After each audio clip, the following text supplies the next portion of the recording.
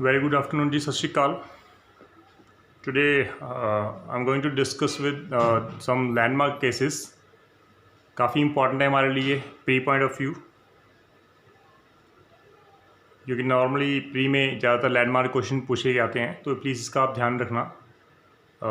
आपकी स्क्रीन के सामने बिल्कुल एक इम्पॉर्टेंट केस लॉज जो लैंडमार्क है हमारे लिए। The first case is that is Yakub Memon midnight hearing. This is the case in which the Supreme Court जो थी उन्होंने मिडनाइट हेयरिंग की जो प्रावधान थे वो भी उसको यूज़ किया था। तो ये नहीं है कि कोर्ट के टाइमिंग के अकॉर्डिंग ही कोर्ट जो है वो वर्कआउट करेगी। कोर्ट टाइम और होने के बाद भी कोर्ट जो है वो डिसाइड कर सकती है for the interest of justice in the interest of justice. तो दिस इज द केस, जो केस का नाम क्या था, Yakub Abdul Razak Memon versus state of Maharashtra. The second case is जिसमें Shreya Singhal versus union of India था। This is the important one of the most important case, जिसमें section 66A ऑफ इंफॉर्मेशन टेक्नोलॉजी एक्ट जो था उसको स्ट्रक डाउन किया गया था as declared unconstitutional, totally unconstitutional. Then we have a third case, state of MP versus Madan Lal. Supreme Court ने बिल्कुल कह दिया, क्लियर कर दिया कि रेप केसेस में कॉम्प्रोमाइज पॉसिबल नहीं है। It is not a compoundable offence. Just because कि विक्टिम ने अक्यूज के साथ कॉम्प्रोमाइज़ कर दिया एंड जो अक्यूज था उसने उसके साथ मैरिज कर ली, जहाँ अक्यूज ने उसको पेमेंट कर दी, it is not the ground कि आप उसके केस को ख़त्म कर दो। So no compromise in rape cases. Then we have this is the important ABC versus state and city of Delhi, most important case, number of time pre में question आ चुका है। Unwed mother can become sole guardian of a child। तो ये important है, जिसकी अभी marriage नहीं हुई है लेकिन अगर वो मदर बन चुकी है तो वो सिर्फ सोल गार्डियन होगी उस बच्चे की। देन उपहार वर्डिक्ट्स जो थी इस केस में दी थी Sushil Ansal versus State through CBI। ये काफ़ी इंपॉर्टेंट है, उपहार वर्डिक्ट सुनाई गई थी इसमें। Then we have another case that is Manohar Singh versus state of Rajasthan.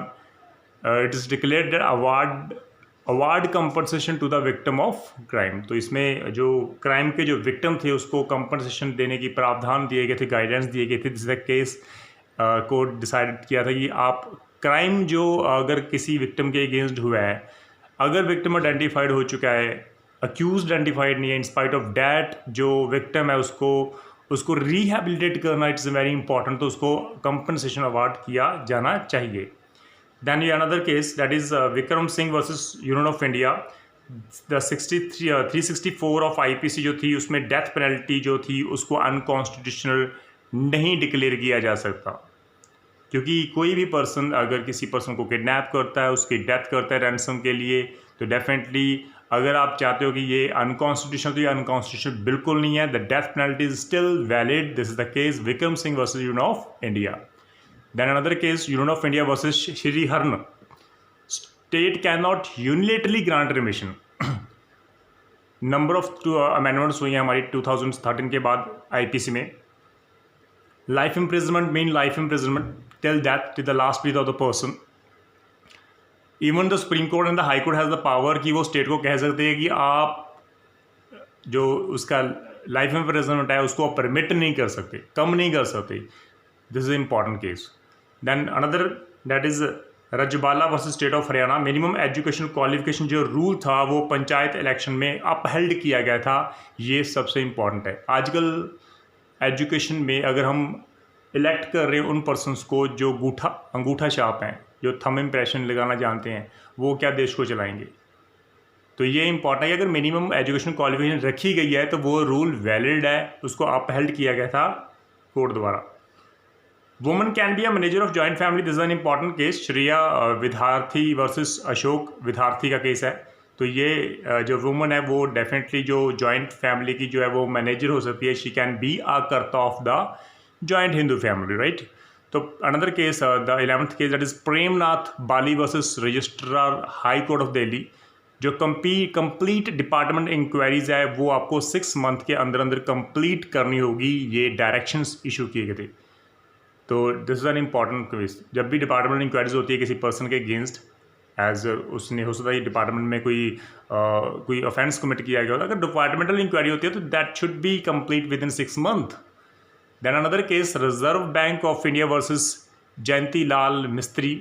RBI also under RTI, तो RBI को भी हमने RTI के अंडर रखा गया था। ये केस हमारे लिए बहुत इंपॉर्टेंट है प्री पॉइंट ऑफ व्यू, क्योंकि उससे पहले, इस केस से पहले जो RBI था वो RTI के अंडर नहीं फॉल करता था, तो सुप्रीम कोर्ट ने declared that RBI also under RTI। Acid attack victim is disability list, ये भी इंपॉर्टेंट है क्योंकि जो डिसेबल पर्सनस है उसकी लिस्ट में जो एसिड अटैक विक्टिम्स हैं उनको भी डाला गया है। तो परिवर्तन केंद्र वर्सेस यूनियन ऑफ इंडिया के केस में ये हेल्ड किया गया था। Another case that is doctor जनित जयपॉल वर्सेस SRM यूनिवर्सिटी। जो रिट पटिशंस हैं वो मेंटेनेबल हैं बिल्कुल अगेंस्ट द डीम्ड यूनिवर्सिटी। ये नहीं है कि अगर डीम्ड यूनिवर्सिटी, अगर मतलब एक प्रॉपर यूनिवर्सिटी सिर्फ उसी के अगेंस्ट आप रिट फाइल कर सकते हो।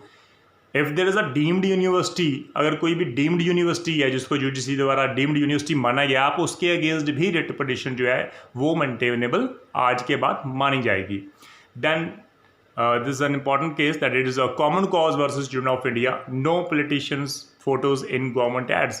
कोई भी पॉलिटिकल पार्टीज अपनी फ़ोटो गवर्नमेंट एड्स में नहीं दे सकता, ये इंपॉर्टेंट है। लेकिन स्टिल यहाँ पर वायलेशन होती आ रही है। हर पर्सन अपनी ऐड देता है, चाहे वो PM है चाहे वो CM है, वो अपनी ऐड ही देगा। हर ऐड में अपनी फ़ोटो जो है वो उसको पेस्ट करेगा ही करेगा। तो यहाँ पर लेकिन कोर्ट द्वारा बिल्कुल क्लियर है, Common cause versus union of India द्वारा, that no politicians photos in government ads. Government ads में आप फोटो नहीं दे सकते। State of MP versus Anup Singh, age determination of rape victim is clarified in this case. उसको clarify करना होगा, क्योंकि अगर आपको पॉक्सो एक्ट लगाना है, you have to clarify that she is a minor. If she is not a minor then POCSO act बिल्कुल नहीं लगेगा। तो यहाँ पर एज डिटर्मिनेशन के जो रूल्स हैं वो उसको दिए गए थे। SR Sukumar versus S Sunand Raghuram case में जो अमेंडमेंट जो है in complaint can be done, ये हेल्ड किया गया था कि आप कंप्लेंट में भी अमेंडमेंट कर सकते हो। ये इस केस में हेल्ड किया था, ये इनिशियल केस है हमारे। देन अनदर हिस्टोरिकल केस जो है Devidas versus state of Maharashtra, obscene language can not be allowed against historical respected personality. जो हिस्टोरिकल रिस्पेक्टेड पर्सनैलिटीज़ हैं आप उनके अगेंस्ट ऑब्सीन लैंग्वेज यूज़ नहीं कर सकते, ये इस केस में हेल्ड किया गया था। तो ये इंपॉर्टेंट केस है हमारे लिए, right, pre point of view. Devidas versus state of Maharashtra. We have a case Adi, that is Adi सेवचरंगाल Nala Sangam versus State Government of Tamil Nadu case है।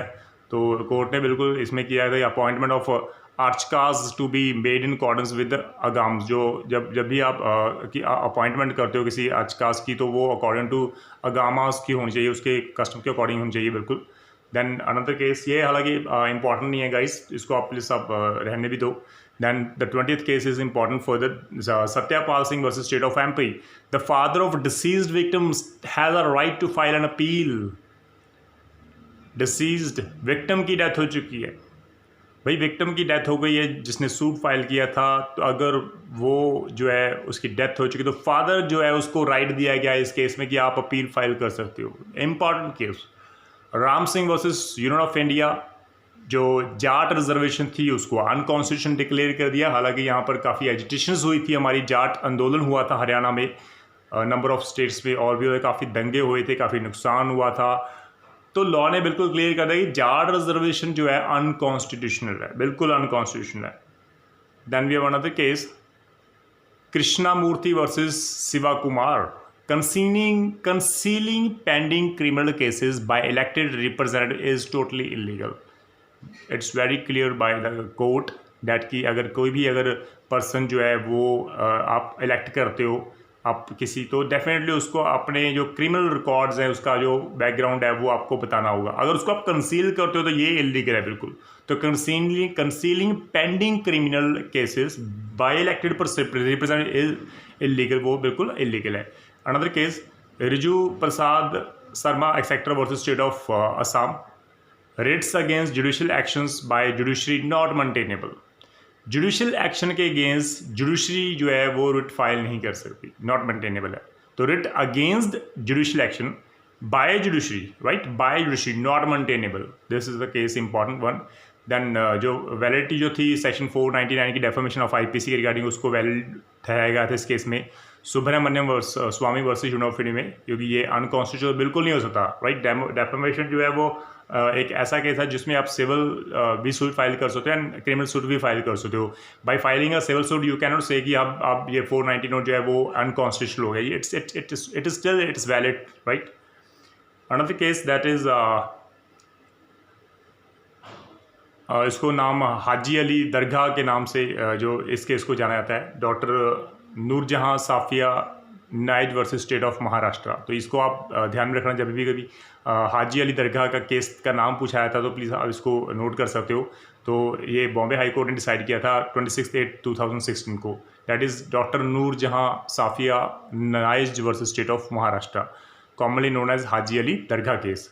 Then another case that is Brijlal versus state of Rajasthan, plea of self defence को यहाँ पर valid किया गया था कि कोई भी पर्सन जो है वो सेल्फ डिफेंस की प्ली ले सकता है at any stage, right. Then another case that is Kala alias Chandrakala versus State through inspector of police. Extra judicial confession का जो बिल्कुल रोल था वो एक्स्ट्रा जुडिशियल कन्फेशन अगर वो पुलिस के सामने आप करते हो तो डेफिनेटली वो वैलिड नहीं मानी जाती, लेकिन अगर वो extra judicial confession other than police होती है तो वो वैलिड है, ठीक है जी। If it is in presence of the magistrate it is still it's a valid, but extra judicial confession means अगर वो आप इंस्पेक्टर के पुलिस के सामने करते हो तो वो वैलिड नहीं मानी जाती। Another case that is Vijay Kumar Mishra versus high court of judicature at Patna. District जज की सिलेक्शन के लिए ये सबसे इम्पॉर्टेंट केस है। जो डिस्ट्रिक्ट जो जज है उसकी सिलेक्शन के रूल्स एंड रेगुलेशन इस केस में डिफाइन किए गए थे। अगर आपको एडीजे के लिए अप्लाई करना है तो डेफिनेटली आपको एक वे आउट है, ये आप 7 ईयर का एक्सपीरियंस जो है प्रैक्टिकल एक्सपीरियंस वो आपको होना चाहिए। देर इज़ अ एज बार, जो एज बार वो बिल्कुल एज पर स्टेट चलता रहता है, लेकिन जो 7 ईयर एक्सपीरियंस है वो बिल्कुल काउंट होगा। तो एक जो जज है वो एक जज जो है वो अप्लाई नहीं कर सकता इस पोस्ट के लिए, एडीजे के लिए, क्योंकि उसके पास जो प्रैक्टिकल एक्सपीरियंस है एज एन एडवोकेट नहीं होता। तो ये इंपॉर्टेंट है कि एज एन एडवोकेट जो है वो 7 ईयर एक्सपीरियंस होना चाहिए अगर आप एडीजे की पोस्ट के लिए अप्लाई करते हो, ये इंपॉर्टेंट है। This is an further important case, Sudhir Chaudhary versus state. Voice sample को अलाउ किया गया था। तो अगर किसी अक्यूज्ड की वॉइस सैंपल आप किसी के साथ आप कंपेयर करवाना चाहते हो तो कोर्ट में आप एप्लीकेशन मूव कर सकते हो उसके सैंपल लेने के लिए। तो वॉइस सैंपल जो है वो कंडक्ट किए जा सकते हैं कोर्ट के सामने। तो सुधीर चौधरी वर्सेस स्टेट का इंपॉर्टेंट केस है। Another important case youth bar association of India versus union of India में कोर्ट ने कहा कि जब भी एफआईआर रजिस्टर्ड होती है तो सडनली आप उसको पुलिस वेबसाइट में अपलोड कर दो। तो upload FIR in police website immediately after it's registration. Another case that is Muthu Ramalingam versus state. Multiple life sentence will run concurrently. तो remission of one will not affect the other. अगर एक person के against 3 life imprisonment हो चुकी हैं, अगर एक life imprison को आप रिमिट करते हो तो दूसरे को इफेक्ट बिल्कुल नहीं पड़ेगा। और दूसरी इंपॉर्टेंट बात, जो लाइफ सेंटेंस हैं अगर मल्टीपल लाइफ सेंटेंस हैं इस तो डेफिनेटली वो रन कॉन्करेंटली ही रन करेंगे, ये नहीं कि एक खत्म होने के बाद दूसरा होगा, तो वो कॉन्करेंटली रन करेंगे। अगर एक को आप रिमिट भी कर रहे हो तो दूसरे जो लाइफ इम्प्रिजनमेंट वो स्टैंड करते रहेंगे। Another case Hira P Harsura and others versus Kusum Nato Ramdas Harsura. Domestic violence जो है रिलीफ है वो पॉसिबल है कि अगेंस्ट माइनर और वुमन के भी ली जा सकती हैं। ऐसा नहीं कि डोमेस्टिक वायलेंस सिर्फ हस्बैंड ही करता है, right. Domestic violence mean domestic violence it can be by और जो उसके हस्बैंड के जो रिलेटिव्स हैं वो वुमन है, वो माइनर वुमन के अगेंस्ट भी वायलेंट हो सकती है। तो definitely relief possible against minors and womans, उनके अगेंस्ट भी आप रिलीफ ले सकते हो। Another case that is Narendra versus K Meena. बहुत इंपॉर्टेंट केस है गाइज, बहुत इंपॉर्टेंट, इसको आप प्लीज नोट कर लेना। Forcing husband to get separated from his parents, it amounts to an cruelty, and on the basis of said ground जो husband है वो divorce ले सकता है cruelty के लिए। तो this is the ground of cruelty जो husband के पास चला गया। अगर आप कहते हो कि आप अपने पेरेंट्स से अलग हो जाओ तभी मैं आपके पास आऊँगी, तो ये cruelty है, mental cruelty है। Another case, Vijay Kumar Mishra and another versus High Court of Judicature of Patna and others.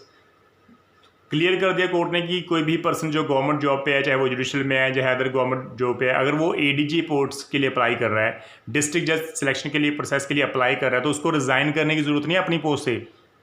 वो अपनी पोस्ट पर रहकर भी अप्लाई कर सकता है। लाइक कोई भी अगर गवर्नमेंट जो लीडर है, अगर उसके 7 ईयर हो चुके हैं कंप्लीट उसके प्रैक्टिस के लिए, तो वो अप्लाई कर सकता है। तो उसको जॉब छोड़ने की ज़रूरत नहीं है, उसको रिज़ाइन करने की ज़रूरत नहीं। जब उसकी सिलेक्शन प्रॉपर हो जाएगी उसके बाद वो रिज़ाइन कर देगा, राइट। तो ये इंपॉर्टेंट केस है। Another case, Kerala public service commission versus state information commission.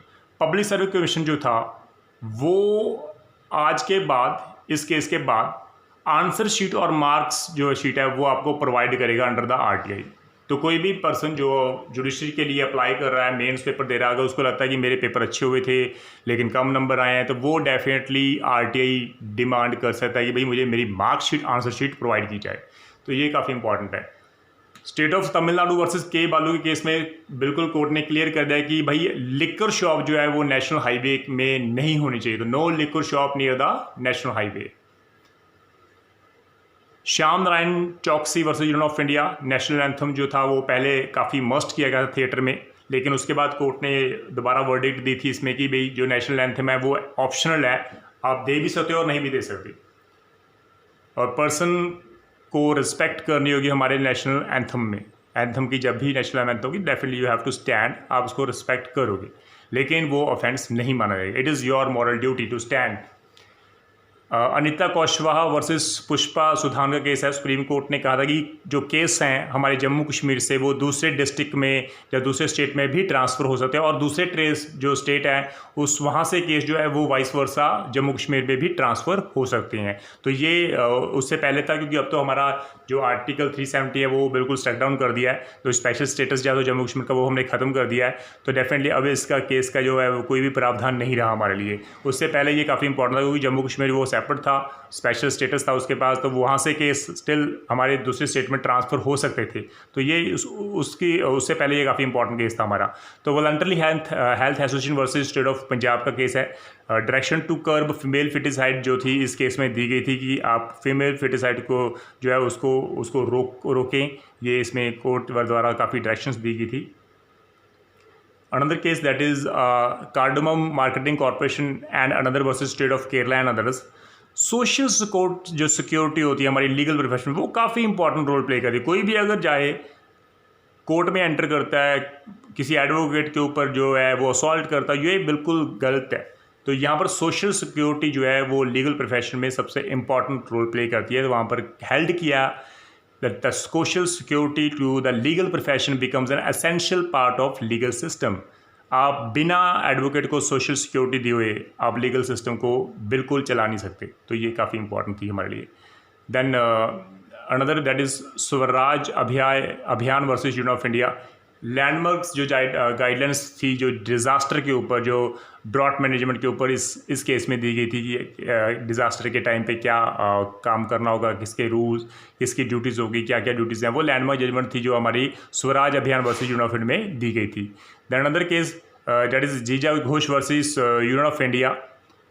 People with disabilities also have the right to live with dignity. ऐसा नहीं है कि अगर पर्सन डिजेबल है तो उसका जो right to life and liberty खत्म होती है, उसकी डिग्निटी भी है जिसको आपको मेंटेन करना होगा, जिसको आपको रिस्पेक्ट करनी की होगी। लॉ कहता है कि डिजेबल पर्सन की भी राइट टू लाइफ लिव और विद डिग्निटी जो है वो फंडामेंटल राइट है। तो you can not violate his dignity, और उसका राइट जो है वायलेट नहीं कर सकते। Another case, Union of India versus Rajasthan High Court and others. High Court judges not exempt from airport frisking. ऐसा नहीं है आप जज हो तो मतलब कुछ भी हो, आप भगवान नहीं हो। आपकी एयरपोर्ट पे आपकी प्रॉपर चेकिंग होगी। आप ये नहीं कर सकते मैं हाई कोर्ट का जज हूँ, मैं पता नहीं क्या कर लूँगा अगर हाथ लगाया तो मुझे, तो बिल्कुल नहीं ऐसा होना चाहिए। आपको रूल्स एंड रेगुलेशन, आपके लिए भी वही सेम रूल्स एंड रेगुलेशन बनाए गए हैं। तो another case that is State of Punjab versus Brijeshwar Singh Chahal. Supreme Court ने गाइडलाइंस इशू की थी कि गवर्नमेंट लॉयर्स को अपॉइंट कैसे किया जाएगा। तो अपॉइंटमेंट ऑफ गवर्नमेंट लॉयर्स के रिगार्डिंग इस केस में जो है वो सुप्रीम कोर्ट द्वारा गाइडलाइंस इशू की गई थी। ये इंपॉर्टेंट है आपके लिए। Then another case, state of Karnataka versus state of Tamil Nadu, जो कावेरी डिस्प्यूट के नाम से जाना जाता है। सुप्रीम कोर्ट जो थी उसने ऑर्डर किया था कि कर्नाटका जो है वो 15,000 जो है क्यूसेस ऑफ वाटर जो है तमिलनाडु के लिए रिलीज़ करेगा, लेकिन उसको बाद में फर्दर मॉडिफाई किया गया और 15,000 से लेके उसको कम करके 12,000 जो है जो कैस्क्यूस जो वाटर था उसको ऑर्डर किया गया कि आप जो कर्नाटका जो है वो गवर्नमेंट रिलीज़ करेगी तमिलनाडु के लिए इतना जो पानी है वो रिलीज़ करेगी। Then the another important case जो सेडिशन में है, that is common cause versus union of India. ये सेडिशन के नाम से जो है बेसिकली वो काफ़ी इंपॉर्टेंट रोल प्ले करता है हमारे लिए। सुप्रीम कोर्ट ऑफ इंडिया ने इशू की थी डायरेक्शंस जो है to all the concern authority to follow the constitutional bench judgment in Kedarnath versus state of Bihar which limited the scope of sedition. तो सेडिशन जो है उसके जो गाइडलाइंस हैं थे वो Kedarnath versus state of Bihar में इशू किए गए थे। उन गाइडलाइंस को ही सारे गवर्नमेंट्स जो है डिपार्टमेंट्स वो मानेंगे, ठीक है जी। तो ऐसा नहीं है कि आप किसी के ऊपर भी सेडिशन का केस आप थोप सकते हो। तो सेडिशंस के लिए आपको रूल्स एंड रेगुलेशन बिल्कुल मानने पड़ेंगे। तो इस केस में कहा गया था common cause versus union of India में कि जो जितने भी डिपार्टमेंट जितने भी अथॉरिटीज़ हैं they must follow the constitutional bench judgment Kedarnath versus state of Bihar. तो ये these are the landmark judgment जो मैंने आपके साथ डिस्कस किए हैं। तो please in case of any problem please आप डिस्कस कर लेना, but these case are very important landmark judgments हैं, इनको आप नोट डाउन कर लेना क्योंकि यूजुअली प्री में नंबर ऑफ टाइम्स ये पूछी जाती हैं। तो थैंक यू सो मच, सत श्री अकाल।